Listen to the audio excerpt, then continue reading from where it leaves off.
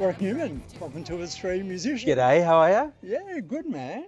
Uh, we're here, it's a pretty unique day. We're here for Fender on their ModCon for Melbourne event, Yeah, it's really exciting. which they pulled you into because you've got a reputation for pulling guitars to bits, Yeah. putting them back together in the right way. Well, yeah, hopefully, yes. Yeah. When did that start? Look, it started when I started playing, basically. I remember I hassled my parents for an electric guitar and had it for, I think it lasted a month.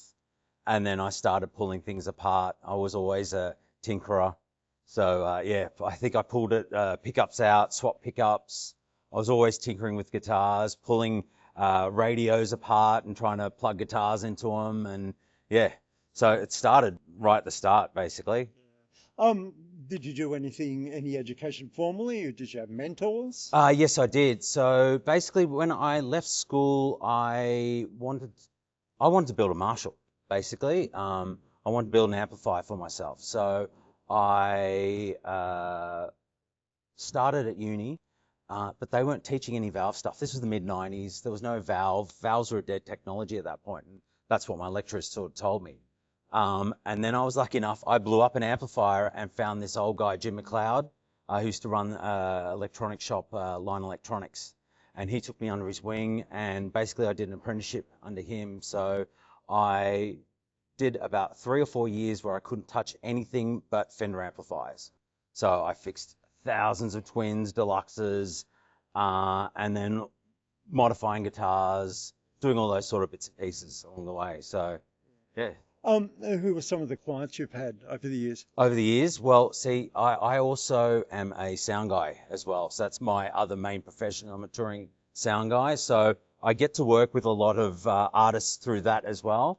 So I've been with Diesel for 18, possibly 19 years now, touring his front of house guy, build all his rigs and do lots of modifications on the road for him. I also do a lot of work with Living End, something for Kate, a lot with Jimmy Barnes, the Airborne Boys over the years, lots and lots of amazing guitar players around the place I do stuff for. Even Brett Wood is one to look out for. He's just released a single. Fantastic guitar player.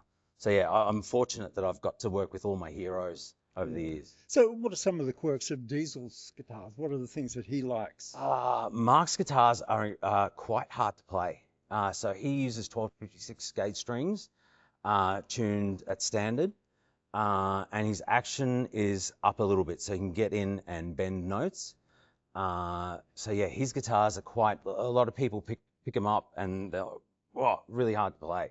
But they work and they sing and they resonate beautifully. So yeah. What are some common mods that players request for their guitars? Oh, look, there's lots of things, like it's usually pickup swaps, and then playability things. Lots of stuff like, being able to get lots of tones out of a guitar, like splitting coils, doing different switching. That's what I'm really into, is more the electronic side and modifying, doing those sort of things. Yeah. What's possibly one of the most unusual mods you've done? Well, I remember back in the Line Electronics days, we had some people from Ethiopia, and they brought these stringed instruments made out of chairs and shipping crates, and we had to put pickups and figure out how to amplify them because they wanted to plug them into amplifiers. So I think that's still the weirdest one I've had to do. What kind of mod can really make a huge difference to a player's sound? String gauge, just finding the right instrument, finding the right amplifier. Like, they're all kind of mods in a sense that, you get things and you meld them to what you need to do. So a lot of people are really into, this person uses this and this and this, so that's what I'll use. But all the hands are different. So it's really melding the equipment to what the player needs, and what their hands are asking for. Yeah. Outside of this Fender event that you're doing tonight, what does the rest of the year have in store for you? So I've got what have I got coming up? I've got the small diesel shows coming up. We're at Blues and Broadbeach next weekend. We've got a masterclass there as well, which will be really good. Lots of gigs. I also work at the Palms at Crown, so I do gigs in there all the time. There's a couple other things that aren't concrete yet that for the rest of the year. And then, yeah, getting back into doing amplifier repairs and also setting up a business. I'm setting up at the moment a service where bands need help with getting their sounds. A lot of people are buying in-ear monitoring systems. So I'll be running clinics and helping people out to set up all that stuff and, get the most out of their technology. Yeah. And what are you looking forward to most about tonight? Oh, look, I love talking about guitars and talking, tone. Just looking forward to working with people and just showing people some of the things. Working with Michael Harron, he's a fantastic tech. And yeah, it's going to be a great night. It started, I think, from childhood. I constantly tinkered when I was a kid. My mum didn't want to buy me a guitar because she knew I was going to pull it apart. So yeah, I think I got into guitars, I was about 14, and then 16 I started to really experiment, pull things apart, see how they work. And it just kind of become a little bit of an addiction from then. So yeah. Did you play in bands yourself? No, funnily enough, I've never been in a band. I think I was always too introverted. I liked my own space to tinker, and even to this day, don't necessarily do any live teching. I'm just in my workshop on my own, and that's kind of all I do. Yeah.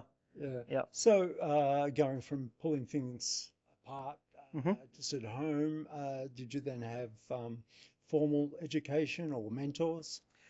So yeah, there's no real formal education in this country at the moment. We host a range of guitar masterclasses where we're trying to kind of promote the education aspect of it. I got a little bit lucky. I got lots and lots of pushback when I was younger. Initially, when I was trying to learn how to fret dress and do certain things, I think it was quite guarded. And then, yeah, I'd found a mentor a few years later who kind of helped me find my way with some of the more technical aspects of guitar repair. And I was very fortunate to sort of be taken under his wing and learn from him, and then kind of took a lot of that knowledge and then found my own methods and evolved over the years. And yeah, now 15 years later, I kind of mentor other people. So it's sort of come full circle. Yeah. Tell me about some of the clients that you have. In terms of name dropping, or yeah, I've worked with bands like Parkway Drive. I did guitars for the Living End, and lots of guys from the metal scene who I kind of come up in the industry with, like Alpha Wolf, who are doing massive things at the moment and selling out tours worldwide. The younger guys in Thornhill, I've known them since they were teenagers, essentially, coming to my workshop at my mum and dad's house when I first started. So I think because I was the young guy fixing guitars, I had a lot of younger clientele, and now they're all getting bigger and kind of expanding and blowing up, which is great to see. So with the metal and the heavy rock guitarists, what kind of mods do they require that maybe the blues guitarists don't? Seeing a lot of guys want Evertune installations done.